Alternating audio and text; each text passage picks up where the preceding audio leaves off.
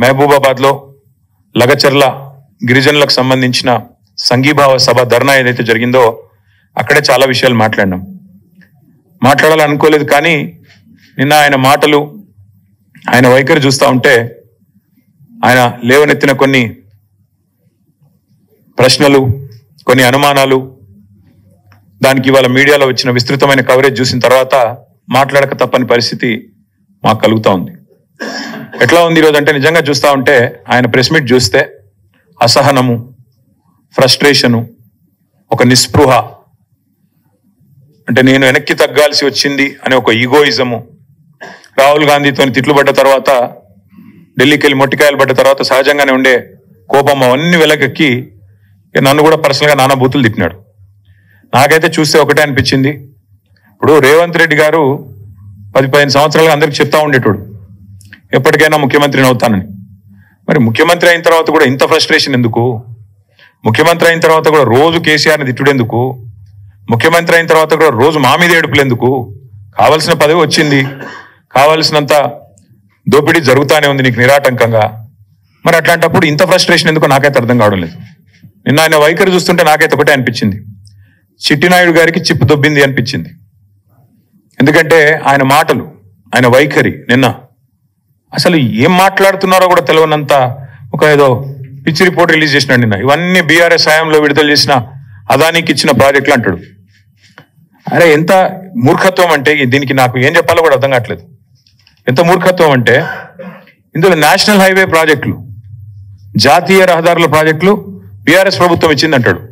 ఈయన మొన్నటిదాకా ఎంపీగా పనిచేసిండు. జాతీయ రహదారుల ప్రాజెక్టులు రాష్ట్ర ప్రభుత్వం ఇస్తుందండి ఎక్కడన్నా? మరి గడ్కరీ గారు ఇక్కడ పనిచేస్తుండా, అక్కడ పనిచేస్తుండా? ఈయన మొన్నటిదాకా అక్కడున్నాడా, ఇక్కడున్నాడా? అసలు ఈ రోజు ఎక్కడున్నాడు? మాకే అర్థం కావట్లేదు. అంటే ఇంత మూర్ఖంగా, ఇంత మొండిగా ప్రజల యొక్క తెలివితేటల్ని తక్కువ అంచనా వేసి నోటికొచ్చినట్టు వాగుతాను. మంత్రిత్వ శాఖ జాతీయ ఉపరితల రవాణా అంటే నేషనల్ సర్ఫేస్ ట్రాన్స్పోర్ట్, గడ్కరీ గారు మంత్రి. ఆయన డిపార్ట్మెంట్ టెండర్లు పిలిచి అలా అదానికి దేశమంతా వర్కులు వచ్చినాయి, ఈడొచ్చినాయి. అది మాకు అంటగడతానంటే ప్రజలు పిచ్చి వాళ్ళు కాదు. ఇవాళ మా జర్నలిస్ట్ మిత్రులకు కూడా అన్ని తెలుసు. ఏదో నువ్వు చెప్తున్నావు కాబట్టి వింటున్నారు, కానీ నిజానికైతే అప్పుడే ప్రశ్నించాలా మీరు కూడా. సార్ అవి జాతీయ రహదారులు కదా అని అడగలేదు ఎవరు, కాబట్టి ఇప్పుడు నేను చెప్తున్నా. రెండవది రక్షణ శాఖకు సంబంధించి అసలు మాకు చాలా ఆశ్చర్యంగా ఉంది. రక్షణ శాఖ రాష్ట్ర ప్రభుత్వ ఆధీనంలో ఉంటుందండి. రాజ్నాథ్ సింగ్ గారు ఏం చేస్తున్నారు మరిగా? రక్షణ శాఖ మంత్రి అయిన ఆయనకు ఎందుకు మరి? అంటే ఎంత మూర్ఖత్వం అంటే, మాట్లాడితే కనీసం కొద్దిగా సోయి లేదు, ఏం లేదు. ఇంకోటి 750 kV ట్రాన్స్మిషన్ లైన్ ప్రాజెక్టు, ఇది కూడా మాది కాదు, సెంట్రల్ గ్రిడ్ ఇది. అరే ఇవన్నీ గింత పిచ్చిగా, గింత మూర్ఖత్వంగా, గింత అవగాహన రాహిత్యంతో ముఖ్యమంత్రి మాట్లాడితే ఆయన ఏమనాలా? చిప్పు దొబ్బిందనకపోతే ఇప్పుడు దయచేసి నేను మీడియా మిత్రులను కూడా కోరుతా ఉన్నా, ఏది పడితే అది ముఖ్యమంత్రి నోట్లోంచి రాగానే అవేం భగవద్గీత అయిపోదు, అందులోకి వచ్చేటి అని శ్లోకాలు అయిపోవు. ఆయన మాట్లాడే దానిలో కూడా సరుకుందా, సబ్జెక్ట్ ఉందా, లేదా అంతా బబరాజమానం భజగోవిందమా అడగాలి కదా. మనం కూడా అక్కడ కూర్చున్న వాళ్ళం ఎదురుగా జర్నలిస్టులుగా డెఫినెట్ గా ఆయన నిలదీయాలి. అది కేంద్ర ప్రభుత్వ ప్రాజెక్ట్ కదా సార్, నువ్వు ఎందుకు పిచ్చి పిచ్చిగా మాట్లాడుతున్నావు అని ఒక్కరన్నా అడగాలి కదా. అయితే ఇంకా ఆశ్చర్యం, ఇంకా చాలా ఆయన మాట్లాడుతూ ఉంటే డ్రై పోర్టు కూడా కేంద్ర రాష్ట్ర ప్రభుత్వాల సంయుక్త ఆధ్వర్యంలో చేసేది, దానికి కూడా కేంద్ర ప్రభుత్వం అనుమతి ఇవ్వాలి. వాళ్ళతో సహకరించి, ఎందుకంటే మనకు ల్యాండ్ లాక్ స్టేట్, మనకు సముద్ర తీరం లేదు కాబట్టి డ్రై పోర్ట్ అనేది ప్రతిపాదన మనం తీసుకొచ్చినాం. దానికి కూడా కేంద్ర ప్రభుత్వంతో ఇంకా సంప్రదింపులు చేస్తానే ఉన్నాం. ఎవరికి ఏమి ఇవ్వలేదు, అది కూడా ఇవ్వండి ఇచ్చినట్టుగా చూపెట్టినాడు. ఇంకా విచిత్రం, ఇక సారు ఇదివరకు కూడా లక్ష్మయ్య సార్ కూడా ఐటీ మినిస్టర్గా పనిచేసినారు, వారికి తెలుసు. పాపం చిట్టినాయుడికి ఏమో తెలియదు, ఎవడన్నా చెప్తింటాడా అంటే వినడు, అదో పెద్ద బాధ. ఆయన ఎంత మూర్ఖుడు అంటే, మేము కేసీఆర్ గారి ప్రభుత్వంలో రెండు దఫాలుగా మైక్రోసాఫ్ట్ నుంచి 31,000 కోట్ల పెట్టుబడులు డేటా సెంటర్ రంగంలో తీసుకొచ్చాం.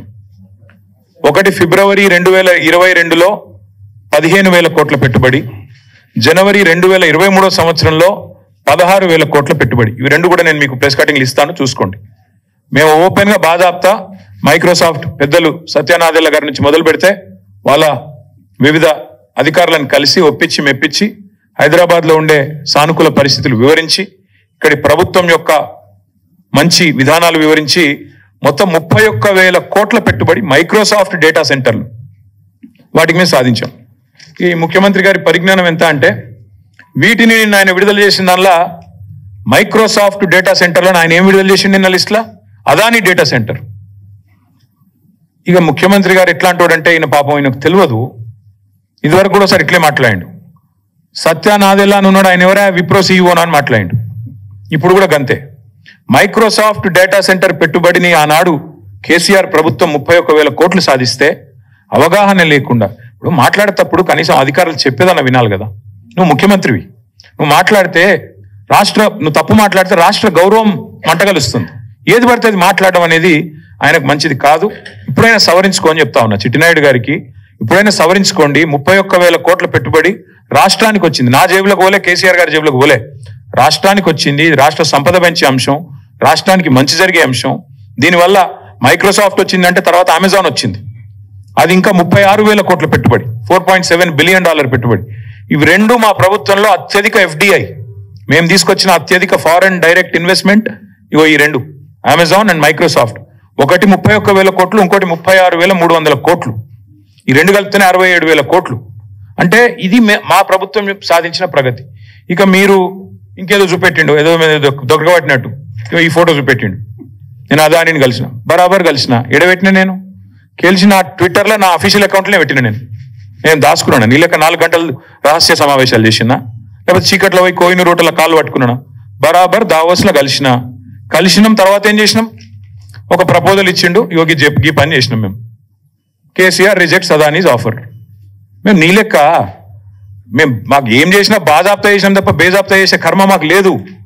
అదానీని మేము ఎన్నడూ ఎంకరేజ్ చేయలే. మేము రెడ్ సిగ్నల్ చూపెట్టినాం, నువ్వు రెడ్ కార్పెట్ వేస్తున్నావు. ఇది వాస్తవం. నువ్వు ఒప్పుకోమా? ఎస్, ఇది నా అఫీషియల్ ట్విట్టర్ అకౌంట్లో పెట్టినా. నేను దాచుకునేదే ఉంటే, దొంగ చీకట్లో కలుసుకునేదే ఉంటే, నీ లెక్క లుచ్చా పనులు చేసేదే ఉంటే, నేను కూడా నీ లెక్కనే ఇంటికి పిలిపించుకొని రహస్యంగా దొడ్డిదారులకి పిలిపించుకొని కాళ్ళు పట్టుకొని కాళ్ళు ఒత్తుకుంటా 4 గంటలు నేను కూడా కూర్చుంటుంటి. కానీ నీలాగా నాకు చిల్లర పనులు చేసే అలవాటు లేదు. నువ్వు తిట్టున్నావు, నువ్వు నాకేం ఫరక్ పడది. తిడుతున్నావు, తెల్లారు లేస్తే సైకో, నేను సైకో అనట. మరి నువ్వేంది సాడిస్టువా? ప్రజలను కొండారెడ్డిపల్లిలో, నేను నాకు తెలియక అడుగుతా, కొండారెడ్డిపల్లి నీ సొంతూరులో ఒక 85 ఏళ్ళ పెద్ద మనిషి సాయిరెడ్డి గారు, మాజీ సర్పంచ్, నీకోసం పనిచేసిండు మొన్న ఎలక్షన్లో. నీ ఫోటో ఇక్కడ గుండె మీద బ్యాడ్జ్ మీద పెట్టుకొని పాప నీకోసం తిరిగిండు పెద్ద మనిషి. గాయన ఇంటికి అడ్డంగా గోడ కడతారు ఎవడని నాకు అర్థం కాదు. అసలు మనిషివేనా నువ్వు? మృగానివా? ఇంటికి అడ్డంగా గోడ కట్టి ఆ ఇంట్లోకి వెళ్ళి పెద్ద మనిషి బయటికి రాకుండా చేసి ఆఖరికి ఆయన ఆత్మహత్య కారణమైతే ఇలా పోలీసు వాడు కేసు పెట్టాడు.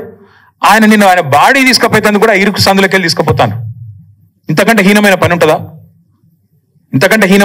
అని నేను అడుగుతున్నా. ఏం మనిషి నాకు అర్థం కాదు. సాడిస్ట్ కాకపోతే ఏమనాలి? ఇవాళ ఒక అమ్మాయి చనిపోయింది, శైలజ వాంకిడి. ఆ అమ్మాయి అంత్యక్రియలకు మా కోవాలక్ష్మి గారు, ఆమెకు గిరిజన బిడ్డ, ఆదివాసి బిడ్డ, ఆమె పోతానంటే నీకేం నచ్చిందా? నాకు అర్థం కాదు. ఇంట్లో హౌస్ అరెస్ట్ చేస్తావా? మా అనిల్ జాదవ్ను అరెస్టు, మా ఖానాపూర్ ఇన్ఛార్జ్ జాన్సన్ అరెస్టు. ఇదేనా ప్రజాపాలన? ఇదేనా ఇందిరమ్మ పాలన?